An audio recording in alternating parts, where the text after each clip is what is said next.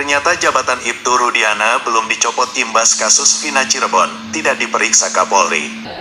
Termasuk Kapolda Jawa Barat, termasuk Kapolri. Saya Mujib, Ketua PWI Jawa Barat. Kamu berhenti jadi polisi. Itu yang kita butuhkan.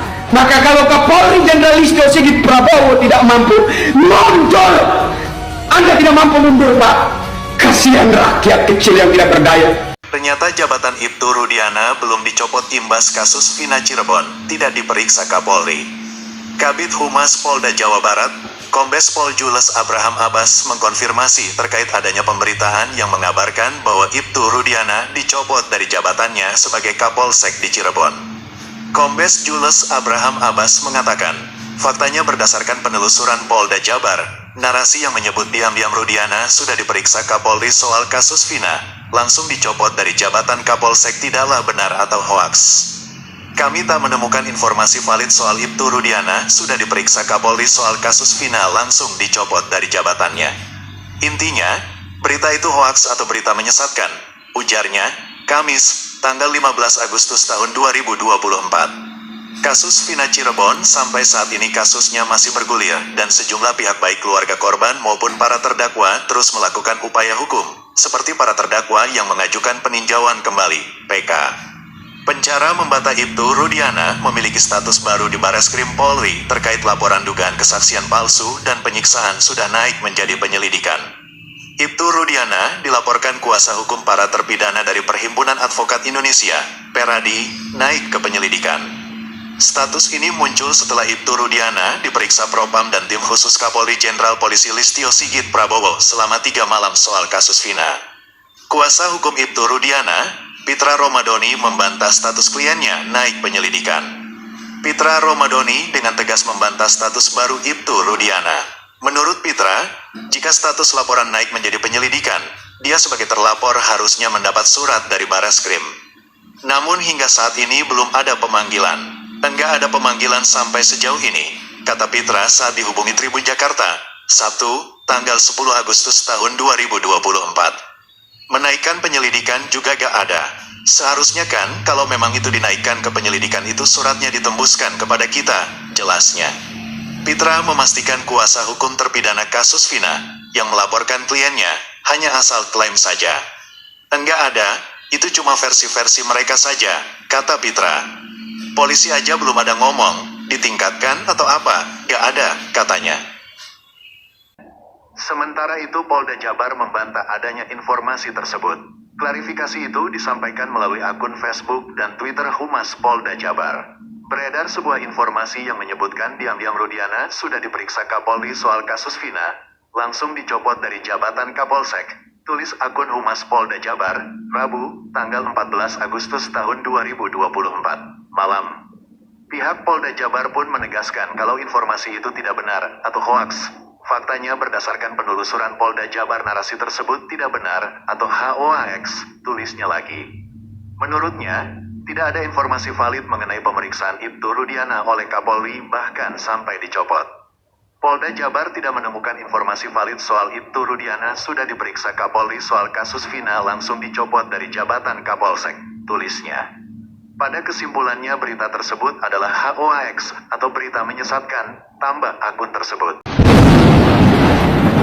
Kalau memang Ibtu Rudiana bersalah, kalau memang Ibtu Rudiana yang telah merekayasa proses kasus kematian Vina Cirebon, hukum! Saya minta Ibtu Rudiana dihukum. Kalau dia tidak mau mengaku, injak dia, Pak. Tendang dia, Pak. Kasih minum air kencing, Pak. Setrum dia, Pak. Biar dia mengaku. Sama seperti nasib Sakatata dan kawan-kawannya. Jangan jadikan rakyat itu objek kesewenang-wenangan. Jangan jadikan rakyat lemah yang tidak berdaya menjadi objek penindasan, kekerasan, penjajahan. Stop! Berhenti semua ini. Bapak Kapolri, semoga telingamu masih sehat untuk mendengar keresahan rakyat. Bapak Presiden Jokowi, semoga Bapak masih punya nurani untuk merasakan kegetiran yang sedang dirasakan oleh rakyat. Merasakan keresahan yang sementara menyiksa masyarakat siang dan malam. Semoga ini didengar. Sampai kapan rakyat lemah yang tidak berdaya terus teraniaya, terus tertindas di bawah kesewenang-wenangan? Sampai kapan kami sebagai rakyat kecil harus menerima nasib sebagai orang-orang tertindas. Sampai kapan? Sampaikan kepada Bapak Presiden, kalau sudah ada keresahan rakyat yang memuncak, respon, jangan diabaikan. Saya marah itu ketika kasus seperti ini bukan satu saja. Kasus seperti ini terlalu banyak, Pak. Hanya 1, 2, 3 yang meletup dan menjadi isu nasional. Pada kenyataannya kasus begini banyak. Rekayasa penegakan hukum seperti ini banyak. Di semua daerah di wilayah NKRI ada. Biar dengar ini para petinggi negara, para anggota DPR, jangan diam. Kalian kami pilih untuk mewakili suara kami. Kenapa harus kami yang berteriak seperti ini? Masyarakat dengar, kalau ada pemilihan umum, pilih caleg, pilihlah orang-orang itu yang seperti Kang Deddy Mulyadi. Ini bukan politik, tapi mereka memang wakil kita.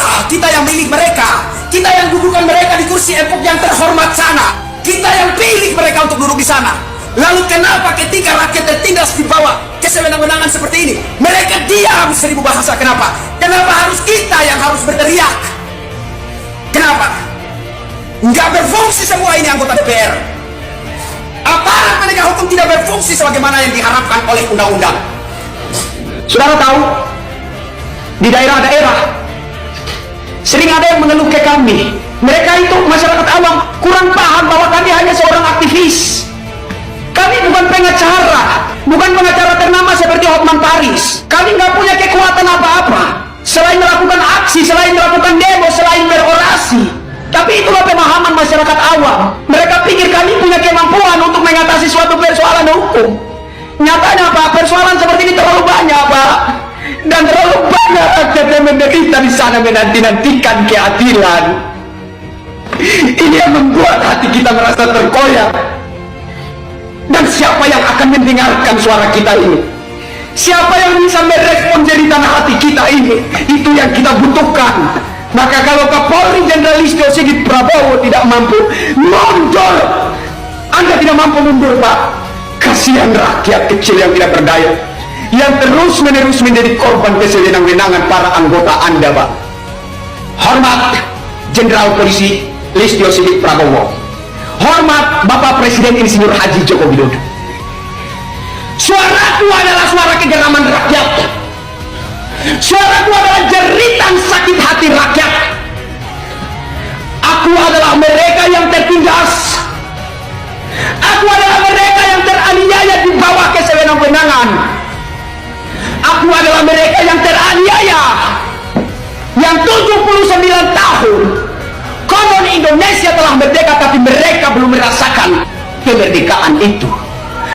Termasuk Kapolda Jawa Barat, termasuk Kapolri, saya Mujib, Ketua PWI Jawa Barat.